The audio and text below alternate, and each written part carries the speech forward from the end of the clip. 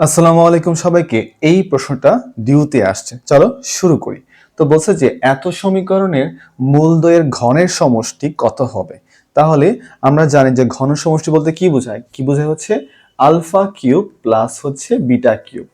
এটা কিন্তু ফর্মুলা আমরা জানি। কি হবে বলতো, এখানে কি হবে ফর্মুলা হচ্ছে এরকম যে হচ্ছে আলফা প্লাস হচ্ছে বিটা তারপরে whole cube minus 3 alpha beta into হচ্ছে আলফা প্লাস বিটা। এখন জাস্ট ভ্যালু বসাবো, আর কোনো কাজ নাই, চলো শুরু করি। তো আলফা প্লাস বিটা কত হবে এখানে, minus B by A. Minus B কত হয় এখানে, যে হচ্ছে এক্স এর সহগ কত বলো, এক্স এর সহগ হচ্ছে এখানে 4 আর এক্স স্কয়ার সহগ কত 1, তাহলে কত শুধুমাত্র 4 হবে। আলফা প্লাস বিটা কত হবে 4 হবে, মাইনাস 3 ইনটু দেখো আলফা বিটা কত হবে। আলফা বিটা মানে কি সি বাই এ, সি হচ্ছে কনস্ট্যান্ট আর এ হচ্ছে এই যে এক্স স্কয়ার সাথে কত সি বাই কত 4 ই হবে। তাহলে কি লিখলাম 4 লিখলাম, মাল্টিপ্লাই তো জানি কত হবে 4 লিখলাম হচ্ছে 4। এখন দেখো জাস্ট ক্যালকুলেশন করলেই হয়ে যাবে।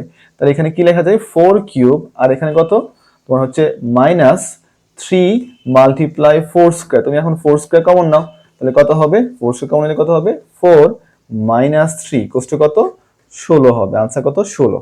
এইটা যদি জানো তোমার করতে 10 সেকেন্ড লাগবে না, খুবই কম সময় আনসার করতে পারলাম 16।